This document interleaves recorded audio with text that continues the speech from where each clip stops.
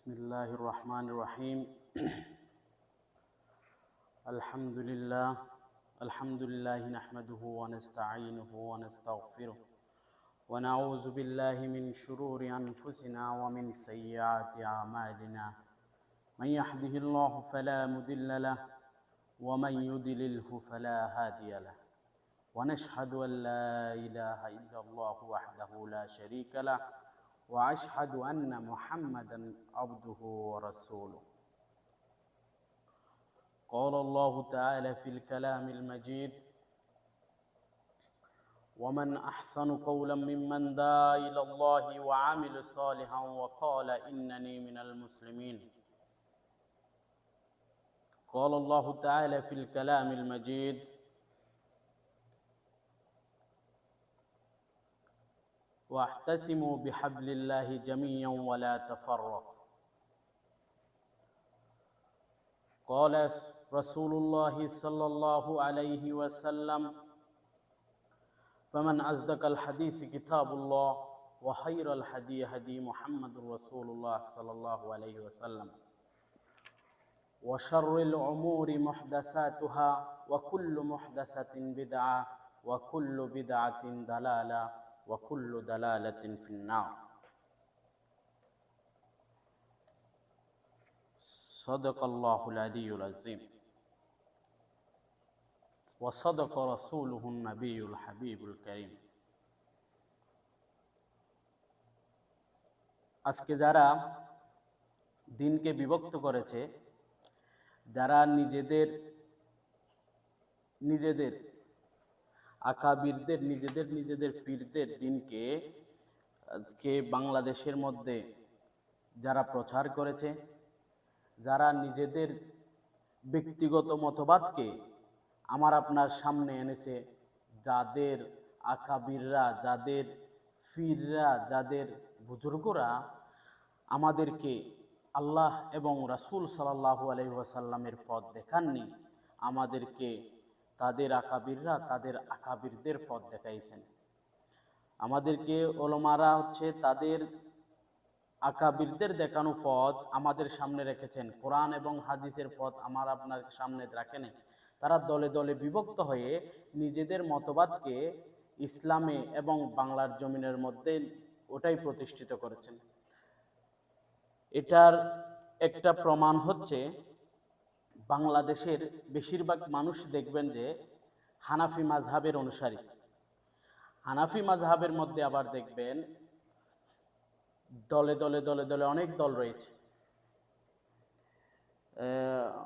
সুন্নি আহলে সুন্নাত ওয়াল জামাত এরাও হানাফি, জামাত ইসলাম এরাও হানাফি, কওমি দেওবন্দি এরাও হানাফি, হেফাজতুল ইসলাম এরাও হানাফি, তারপরে আপনার আটরশি বলেন এরাও হানাফি, চরমনাই বলেন এরাও হানাফি। হানাফিদের মধ্যে আবার দলে দলে দলে দলে দলে দলে দলে বিভক্ত হয়ে একেই যারা চার মাযহাব, প্রথমে আপনাদেরকে বলবে চার মাযহাবের ধরন বুঝাবে। চার মাযহাবে একই দর্শন, একই কথা, এই মাযহাবে একরকম, অন্য মাযহাবে অন্যরকম। ইমাম আবু হানিফার মতামত একরকম, ইমাম শাফির মতামত একরকম। তো আমার আপনার প্রশ্ন হচ্ছে যে যদি মতামত অন্যরকম, এক একজন এক এক রকম অন্যরকম হয়, তাহলে অবশ্যই তারা নিজেদের ব্যক্তিগত মতবাদকে প্রকাশ করেছে, নিজস্ব ব্যক্তিগত ইসলামকে প্রকাশ করেছে। আর যদি একটাই হয়, তাহলে একটাই তরিকা হবে মুহাম্মদুর রাসূলুল্লাহ সাল্লাল্লাহু আলাইহি ওয়াসাল্লামের তরিকা। যদি আমার আপনার কাছে তারা টিকানোর জন্য প্রথমে বলবে যে ওই চার মাযহাব সবগুলোই ঠিক, কিন্তু এক মাযহাবের মতবাদ অন্য মাযহাবের সাথে মিলবে না। যখন মিলবে না, তাহলে সবগুলো মাযহাব একরকম ঠিক হতে পারে কেন? আমি যদি আপনাকে প্রশ্ন করি 2 আর 2 কত হয়, আপনি বলতেছেন 4, আরেকজনকে প্রশ্ন করলাম সে বলতেছে 5, আরেকজনকে প্রশ্ন করলাম সে বলতেছে 6। তো আমি কিভাবে বলবো যে সবার সাথে যে সবার উত্তরে ঠিক হয়েছে? এটা বলা মানে বেউকুফদের কাজ, যে কোনো একজনেরটা ঠিক হবে। তো এই জন্য আমার আপনার আসতে হবে কোরআন এবং সুন্নাহর কাছে। কোরআন এবং হাদিসের মধ্যে দালাইল কি আছে, কার দলিল কার কতটুকু গ্রহণযোগ্য, ওইটার সম্বন্ধে আমার আপনার ওখানেই আসতে হবে। তো ওটার মধ্যে আমি কিভাবে আসব? কোরআন এবং হাদিসের মধ্যে, যে কোরআন এবং হাদিসে হচ্ছে আমাকে দ্বীন ইলম তলব করতে হবে। তালাবুল ইলমি ফরিদাতুন আলা কুল্লি মুসলিম, দ্বীন ইলম তলব করতে হবে। যখন তলব করব তখন আমি বুঝতে পারবো বাবাদের ধর্ম কীরকম, আকাবিরদের ধর্ম কীরকম, এবং মুহাম্মদ রাসূলুল্লাহ সাল্লাল্লাহু আলাইহি ওয়াসাল্লামের ধর্ম কীরকম। তো এই জন্য একজনের বাংলাদেশের মধ্যেও এরা যারা বিভিন্ন ফিরকার মধ্যে দলে দলে বিভক্ত আছে, বিভিন্ন ফিরকার মধ্যে যারা আছে, এদের মধ্যেও হানাফির মধ্যেও আবার এক একজনের মত এক একজনের সাথে মিলবে না। তো এবার বলেন সাধারণ মানুষ কোথায় যাবে? সাধারণ মানুষ না এখানে যেতে পারবে, না এখানে যাবে, ওয়াহাবির এখানে যাবে, না সুন্নির এখানে যাবে, না একজন নতুন মুসলিম যদি ইসলাম কবুল করে মুসলমান হয়, সে কোন আকীদার মধ্যে যাবে? সে ওয়াহাবি করবে, না সুন্নি করবে, না জামাত ইসলাম করবে, না হেফাজ ইসলাম করবে, কোনটাতে যাবে? তাহলে আমাকে আপনাকে আসতে হবে ওয়াতাসিমু বিহাবলিল্লাহি জামিআন ওয়ালা তাফাররাকু, তোমরা আল্লাহ তাআলার রশিকে মজবুত করে ধরো। আল্লাহ তাআলার রশি হচ্ছে কোরআন, আল্লাহ তাআলার রশি হচ্ছে কোরআন। আল্লাহ তাআলার রশিকে মজবুত করে দেখো, দলে দলে বিভক্ত হয়ে যেও না। তাহলে আমাকে আপনাকে আসতে হবে মুসলমানের মধ্যে। আল্লাহ তাআলা কোরআনের মধ্যে বলতেছেন ওয়ামান আহসানু কাওলাম মিম্মান দা ইলাল্লাহি, ওই মানুষের কথার চেয়ে কার কথা উত্তম হতে পারে যে মানুষকে আল্লাহ তাআলার দিকে ডাকে, ওয়া আমিলু সালিহান, এবং নিজেও নেক আমল করে, ওয়া ক্বালা ইন্নানি মিনাল মুসলিমিন, এবং বলে যে আমি মুসলমানদের মধ্যে একজন। আমার আপনার পরিচয় যখন মুসলমান, আমাকে মুসলমান হতে হবে। মুসলমানের কিতাব হচ্ছে কোরআন এবং হাদিস। হানাফিদের কিতাব আলাদা, ওয়াহাবিদের কিতাব আলাদা, হানাফির মধ্যে সুন্নিদের কিতাব আলাদা, ওয়াহাবিদের কিতাব আলাদা, দেওবন্দির কিতাব আলাদা, আহলে হাদিসের কিতাব আলাদা। এই দলে দলে বিভক্ত তাদের কিতাব আলাদা না হলে আমার আপনার আসতে হবে কোরআন এবং হাদিসের মধ্যে। কোরআন এবং হাদিস হচ্ছে মুসলমানদের কিতাব, মুসলমানদের কিতাব হচ্ছে কোরআন এবং হাদিস। তো যারা বাবা পূজা করতেছে, বাবা পূজা করে নিজেদের আকাবির, নিজেদের ধর্মকে আমাদের সামনে রিপ্রেজেন্ট করতেছে, তাদের বাবার সাথেও ইসলামের সাথে কোনো সম্পর্ক নেই। বাবার সাথে ইসলামের সাথে কোনো সম্পর্ক নেই। বাবা একরকম কথা, ইসলামে কোরআনের মধ্যে অন্যরকম কথা। বাবা বলতেছে, সরমনায় পীর বলতেছে আমাকে জান্নাতে নিয়ে যাবে। তো আল্লাহ তাআলা বলতেছে যেই নবীরও স্ট্যাটাস নাই, আমাদের নবী করিম সাল্লাল্লাহু আলাইহি ওয়াসাল্লাম আশরাফুল আম্বিয়া, হাতামুন নবীন মুহাম্মদ আরবি সাল্লাল্লাহু আলাইহি ওয়াসাল্লামের স্ট্যাটাস নাই যে রাসূল সাল্লাল্লাহু আলাইহি ওয়াসাল্লাম বলতেছে যে যদি আল্লাহ তাআলা রহমত না হয় তাহলে কোনো ব্যক্তি তার নিজের আমল দিয়ে জান্নাতে যেতে পারবে না। নিজের আমল দ্বারা কোনোদিন কেউ জান্নাতে যেতে পারবে না। হযরত আয়েশা রাদিয়াল্লাহু তাআলা জিজ্ঞেস করেন, ইয়া রাসূলুল্লাহ, আপনিও? রাসূল সাল্লাল্লাহু আলাইহি ওয়াসাল্লাম বলতেছে, আমিও। যতক্ষণ পর্যন্ত আল্লাহ তাআলার রহমত আমাকে ডেকে না নেয় ততক্ষণ পর্যন্ত আমারও জান্নাতে যাওয়া সম্ভব না। অথচ আল্লাহ পাক রব্বুল আলামিন বলতেছে আমি ওনার আগের পিছের কোনো হাতা নেই, কোনো দোষ নেই, সব কিছু আল্লাহ তাআলার কাছে উনি মাসুম, উনি নিষ্পাপ। তো ওনার স্ট্যাটাস যদি এটা হয়, ওনার কল যদি এটা হয়, বাবার কি অবস্থা হবে বলেন? এখনো পর্যন্ত আমাদের সমাজে এখনো পর্যন্ত আপনার ফজলুল করিম বলেন, সরমনাই পীর বলেন, কিংবা মাজারি বলেন, এরা এখনো পর্যন্ত ওই আকীদা নিয়ে বসে আছে যারা যে আমাকে কিয়ামতের দিন তারা জাহাজে করে নিয়ে যাবে, আমাকে তারা পার হয়ে যাবে। সরমনাই মনে করছে যে সরমনাই হচ্ছে বরিশালে, তো বরিশালে যেতে জাহাজ লাগে, লঞ্চ লাগে, এরা মনে করতেছে কি জান্নাতে যেতেও লাগে। তো এটা হচ্ছে এদের এলেমের অবস্থা, ওনাদের অবস্থা হচ্ছে ওরকম। তো এদের থেকে আমাদের কি সাধারণ জনগণকে সাধারণ মুসলমানকে ফিরে এসে কোরআন এবং হাদিসের মুখোমুখি হতে হবে। কোরআন এবং হাদিস মুখী হয়ে, এবং এদের কথা কোরআন হাদিসের সাথে মিলে কিনা আমাদেরকে প্রকাশ করতে হবে। আমাদেরকে এটা দেখতে হবে যে ওনাদের কথার সাথে কোরআন হাদিসের কোনো মিল আছে কিনা। তো রাসূল সাল্লাল্লাহু আলাইহি ওয়াসাল্লাম বলতেছে যদি কোনো ইসলামের মধ্যে যদি কাউকে যে সিজদা করা যায় জায়েজ থাকতো, তো তখন আমি আমার উম্মতদের সকল মহিলাদেরকে বলতাম তাদের স্বামীকে যেন তারা সিজদা করে। তো সিজদা হচ্ছে একমাত্র আল্লাহ তাআলার জন্য, কবরের জন্য নয়, কাউকে ইয়া করার জন্য নয়। কবর তো দূরের কথা, রাসূল সাল্লাল্লাহু আলাইহি ওয়াসাল্লাম বলতেছে, যার এই আকীদা হয়, যে এটা মনের মধ্যে পোষণ করে যে তার জন্য মানুষ সম্মানার্থে দাঁড়াক, রাসূল সাল্লাল্লাহু আলাইহি ওয়াসাল্লাম বলতেছে সে তার জায়গা জাহান্নামের মধ্যে করে ফেলছে, সে তাই জায়গা জাহান্নামের মধ্যে বানিয়ে নিয়েছে। এই জন্য বাবারা যারা ইসলাম নিজেদের সম্মানার্থে, নিজেদের ফুজির ক্ষেত্রে, নিজেদের ব্যবসার জন্য ইয়া বানাইতেছে, আর আপনারা যারা সুন্নি আকীদার আছেন এরা হযরত আব্দুল কাদের জিলানী রাহিমাহুল্লাহর কথা বলেন। আব্দুল কাদের জিলানীর সাথে আপনাদের কাছে কি সম্পর্ক? আব্দুল কাদের জিলানীর যেটা বই আছে বুনিয়াতুত তালিবিন, বুনিয়াতুত তালিবিন থেকে এই হইতে কিয়ামত পর্যন্ত আপনাদেরকে চ্যালেঞ্জ, বুনিয়াতুত তালিবিন থেকে আপনি আপনার জনগণকে, আপনি আপনার মুরিদদেরকে নামাজের তরিকাটা বলে দেখান তো। বুনিয়াতুত তালিবিনের মধ্যে ওই তরিকাই লেখা আছে যে তরিকা বুখারী এবং মুসলিমের মধ্যে আছে, যেটা রুকুতে যাওয়ার সময় রফায়ে দেন এবং রুকু থেকে ওঠার সময় রফায়ে দেন করা। আব্দুল কাদের জিলানীর সাথে আপনাদের কিসের সম্পর্ক? এর নামে মিথ্যা মিথ্যা কাহিনী বানিয়ে মান রাব্বুকা আব্দুল কাদের জিলানী, ওয়ামান দিনুকা আব্দুল কাদের জিলানী, ও ওমান নবিয়ুকা আব্দুল কাদের জিলানী। কবরের মধ্যে, কবরের মধ্যে দেখতে কে গেছে আমাকে বলেন? কবরের মধ্যে দেখলো কে? রাসূল সাল্লাল্লাহু আলাইহি ওয়াসাল্লামের, রাসূল সাল্লাল্লাহু আলাইহি ওয়াসাল্লাম বলতেছে যে এরকম কুসংস্কার, এই কুয়াকিদাকে নিয়ে, শিরিক বেদাত কিচ্ছা কাহিনী এইগুলো নিয়ে আপনি ইসলামের মধ্যে প্রচার করতেছেন, রাসূলুল্লাহ সাল্লাল্লাহু আলাইহি ওয়াসাল্লামের দিনকে বরবাদ করতেছেন, রাসূল সাল্লাল্লাহু আলাইহি ওয়াসাল্লামের দিনের সাথে গাদ্দারি করতেছেন, রাসূল সাল্লাল্লাহু আলাইহি ওয়াসাল্লামের দিনের সাথে গোস্তাকি করতেছেন। আরও অন্যদেরকে, আর যারা যদি কোরআন এবং হাদিসের কথা বলে নিজেরা বলে দেন যে এরা গোস্তাকে রাসূল, এরা আমরা আশিকে রাসূল। কিসের আশিকে রাসূল? কিসের আশিকে রাসূল? আপনাদের সাথে আশিকে রাসূলের সাথে সম্পর্ক কি? কোরআন হাদিসের সাথে সম্পর্কও তো আপনাদের কাছে নাই। আপনাদের সম্পর্ক হচ্ছে বাবাদের সাথে, আপনাদের সম্পর্ক হচ্ছে আকাবিরদের সাথে। রাসূল সাল্লাল্লাহু আলাইহি ওয়াসাল্লাম বলেছেন,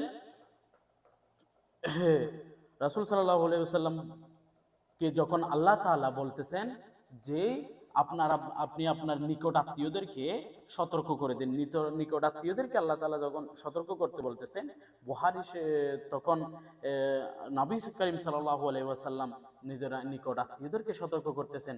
বুখারী শরীফের মধ্যে 2757 নম্বর হাদিস, 2757 নম্বর হাদিস। এই হাদিসটা মুসলিম শরীফেও আছে, 504 নম্বর হাদিস, মুসলিম শরীফে 504 নম্বর। তো হাদিসে রাসূল সাল্লাল্লাহু আলাইহি ওয়াসাল্লাম বলতেছে, হে আমার চাচা আব্বাস, যে আমার মাল থেকে যা নেওয়ার তুমি নিয়ে নাও, কিয়ামতের দিন আল্লাহ তাআলা যদি ধরে আমি তোমাদেরকে বাঁচাতে পারবো না। আয় আমার ফুফি সফিয়া, যদি আমার মাল থেকে কিছু নেওয়ার তুমি নিয়ে নাও, কিয়ামতের দিন আল্লাহ তাআলার ছোড়া থেকে আমি তোমাদেরকে ছোড়াতে পারবো না। এটা ধরেন ফুফি চাচারা বাইরে, ধরেন এক দেওয়াল বাইরে, আপনি ঘরের ভিতরে আসেন, হযরত ফাতেমা রাদিয়াল্লাহু তাআলা আনহা উনাকে বলতেছে, হে ফাতেমা, তুমি আমার মাল থেকে যা নেওয়ার নিয়ে নাও, কিয়ামতের দিন আল্লাহ তাআলার ধরা থেকে আমি তোমাকে বাঁচাতে পারবো না।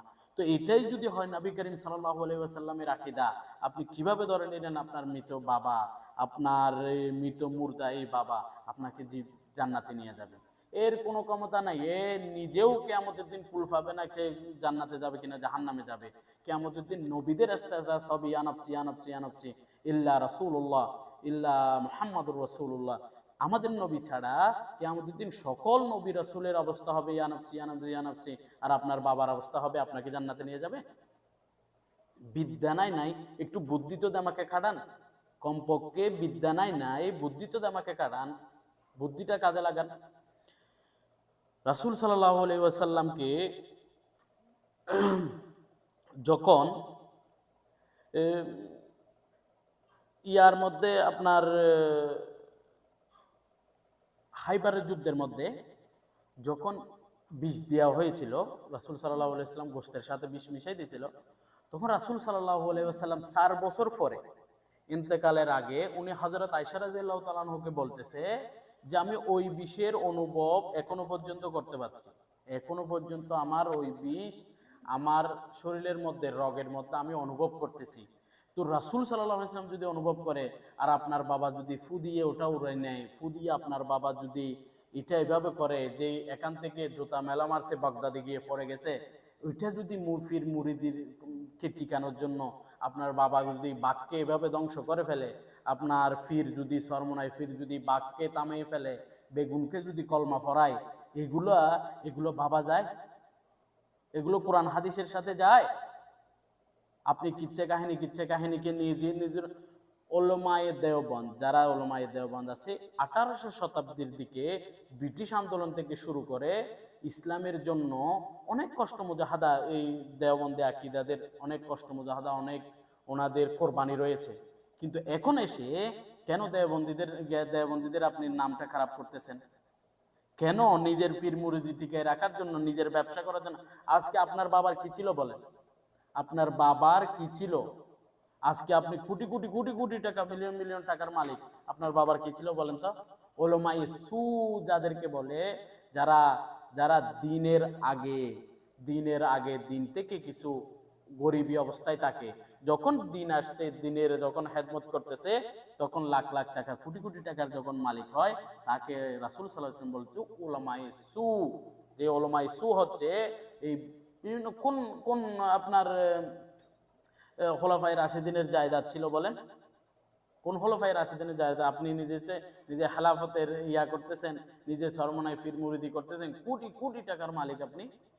ফির মুরিদি মানুষের থেকে নাজরানা নিয়ে মানুষ থেকে হাদিয়া নিয়ে আপনি মানুষকে জান্নাতে নিয়ে যাবেন? লা হাওলা ওয়ালা কুওয়াতা ইল্লা বিল্লাহ, লা হাওলা ওয়ালা কুওয়াতা ইল্লা বিল্লাহ। তো আল্লাহ তাআলা বলতেছেন, আল্লাহ তাআলা হেদায়েতের মালিক আপনি না, আপনি কাউকে জান্নাতে নিয়ে যেতে পারবেন না, আপনি কাউকে হেদায়েতও দিতে পারবেন না।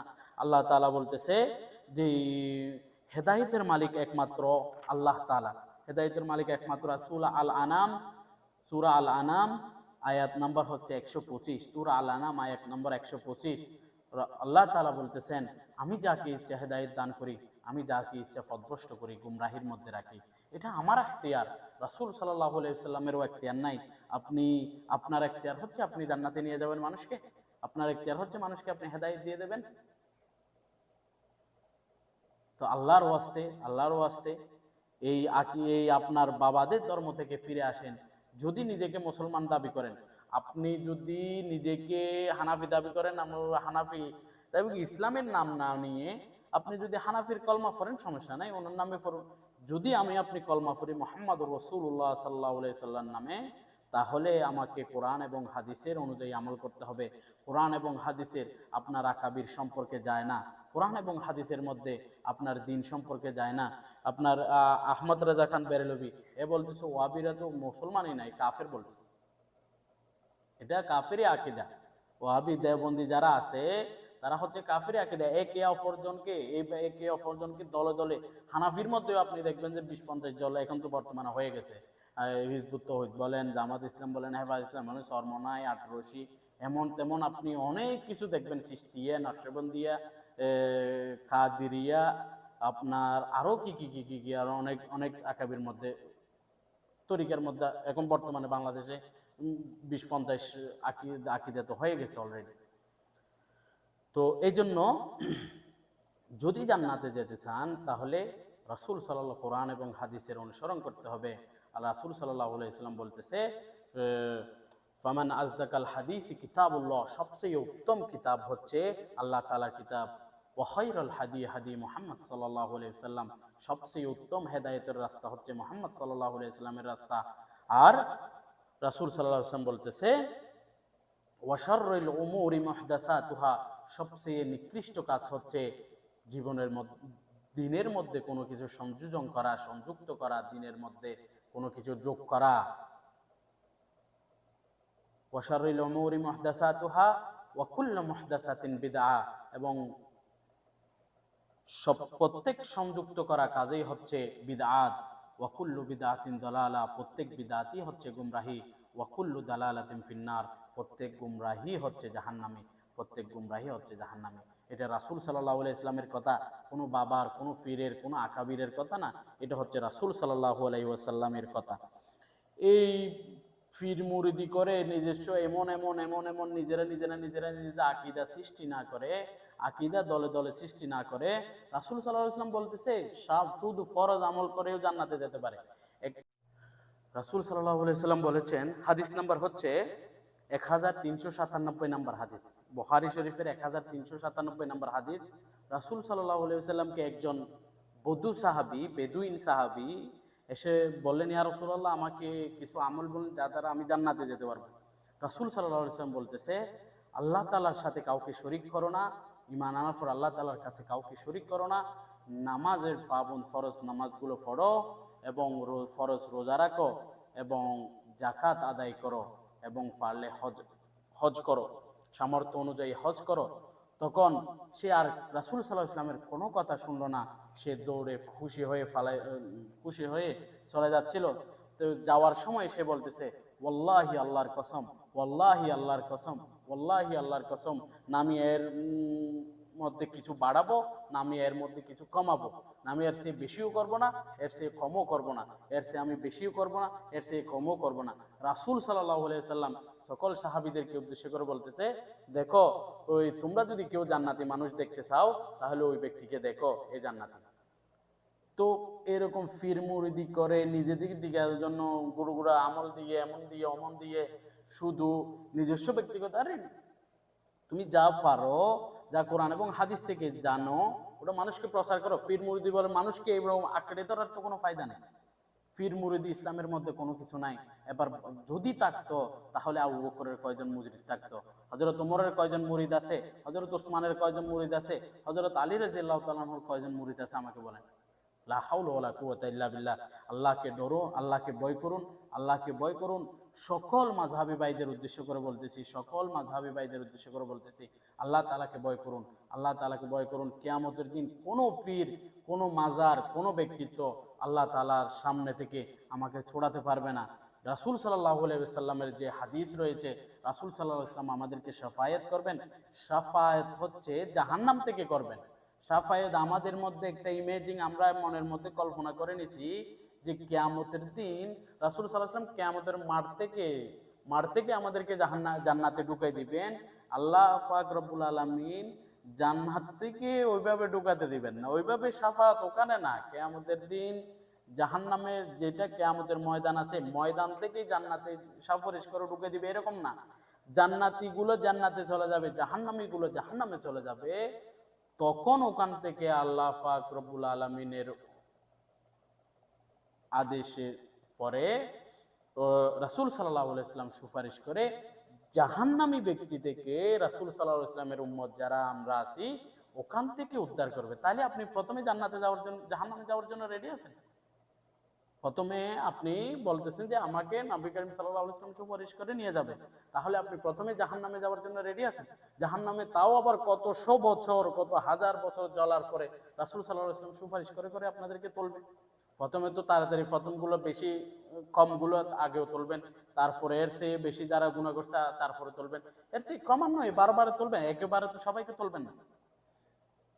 তো এই জন্য এই আকীদাগুলো বাদ দিয়ে রাসূল সাল্লাল্লাহু আলাইহি ওয়াসাল্লামের দ্বীনকে মজবুত করে ধরুন, কোরআন এবং হাদিসের রশিকে মজবুত করে ধরুন। আর রাসূল সাল্লাল্লাহু আলাইহি ওয়াসাল্লাম বলতেছে, বাল্লিগু আন্নি ওয়ালাউ আয়া, বাল্লিগু আন্নি ওয়ালাউ আয়া, একটি আয়াতও যদি হয় আমার পক্ষ থেকে জানো। বুখারী শরীফের 3461 নম্বর হাদিস, 3461 নম্বর হাদিস। রাসূল সাল্লাল্লাহু আলাইহি ওয়াসাল্লাম বলতেছে, বাল্লিগু আন্নি ওয়ালাউ আয়া, যদি একটা আয়াত আমার পক্ষ থেকে জানো, অপর মুসলমান ভাইকে পৌঁছানো তোমার দায়িত্ব, তাহলে নবীওয়ালা দায়িত্বটা আমার আপনার উপরে রাসূল সাল্লাল্লাহু আলাইহি ওয়াসাল্লাম দিয়েছেন। রাসূল সাল্লাল্লাহু আলাইহি ওয়াসাল্লামের উপরে এর আগে আল্লাহ তাআলা আমাদেরকে দিয়েছেন, কুনতুম খায়রু উম্মাতিন, তোমরাই হচ্ছে সর্বশ্রেষ্ঠ উম্মত। কুনতুম খায়রু উম্মতি উখরিজাত লিন-নাস তা'মুরুনা বিল মা'রুফ ওয়া তানহাউনা আনিল মুনকার ওয়া তু'মিনুনা বিল্লাহ, তোমরা সৎ কাজের আদেশ করবা, অসৎ কাজ থেকে মানুষকে বিরত রাখবা, তোমাদেরকে মানুষের কল্যাণের জন্য বের করা হয়েছে। তো এই জন্য আমার আপনার কাজ হচ্ছে নবুয়তের দায়িত্ব, নবুয়তের কাজ মানুষকে দ্বীনের দাওয়াতটুকু পৌঁছানো, মানুষের কানে কানে প্রত্যেক মুসলমান ভাইদের কাছে কোরআন এবং হাদিসের দাওয়াতগুলো পৌঁছানো, কোরআন এবং হাদিসের ইলমগুলো, কোরআন এবং হাদিসের অনুযায়ী কিভাবে দ্বীন করতে পারি কোরআন এবং হাদিস অনুযায়ী কিভাবে নিজের জীবনকে চালাতে পারি, কোরআন এবং হাদিস অনুযায়ী কিভাবে নিজের আখিরাতকে আমরা সাজাতে পারি, এটাই আমাদের মেন হচ্ছে চিন্তা থাকা উচিত, এটাই মেন আমাদের উদ্দেশ্য থাকা উচিত। এই দুনিয়াবি বাবাদের থেকে, দুনিয়াবি এই ফেতনা ফাসাদের দুনিয়া থেকে, এই দুনিয়াবি আকাবিরদের থেকে আল্লাহ তাআলা আমাদেরকে সবাইকে হেফাজত করুন এবং কোরআন এবং সুন্নাহ অনুযায়ী আমাদেরকে জীবন গড়ার তৌফিক দান করুক, এবং যাতে